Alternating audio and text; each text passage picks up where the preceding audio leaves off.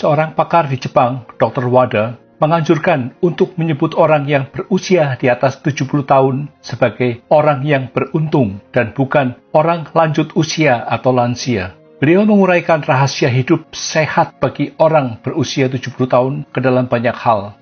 Menurutnya, orang yang berusia di atas 70 tahun tidak memerlukan pemeriksaan fisik secara rutin karena standar kesehatan berbeda-beda pada setiap orang. Mereka telah melewati fase seleksi alam yang belum tentu dilalui oleh kebanyakan orang. Pakar tersebut juga mengatakan bahwa orang yang berusia di atas 70 tahun jangan terlalu percaya pada apa yang dikatakan dokter. Sebab dokter bersentuhan dengan pasien sehingga tidak memahami apa itu kesehatan. Pada saat yang sama, pakar tersebut menentang penggunaan berbagai obat dalam jangka panjang oleh para lansia dan menganjurkan hanya minum obat yang diperlukan jika diperlukan.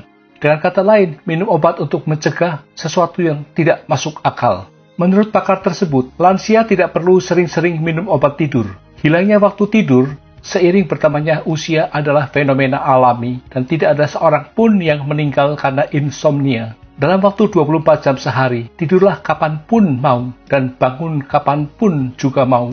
Ini keistimewaan para lansia. Selain itu, kadar kolesterol yang umumnya dikhawatirkan para lansia, meskipun tinggi sampai batas tertentu, tidak perlu dikhawatirkan. Kolesterol merupakan bahan baku tubuh untuk menghasilkan sel imun dan antioksidan untuk awet muda. Semakin banyak sel kekebalan atau sel imun, semakin rendah risiko kanker pada orang lanjut usia. Selain itu, sebagian hormon pria juga tersusun dari kolesterol. Jika kadar kolesterol terlalu rendah, kesehatan fisik dan mental pria tidak akan terjaga.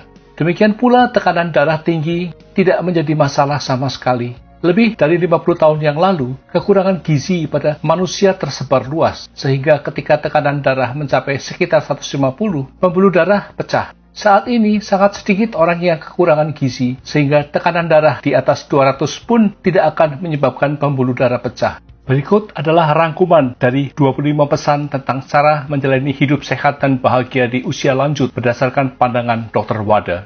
1. Teruslah berjalan dan bergerak agar badan tidak terasa kaku.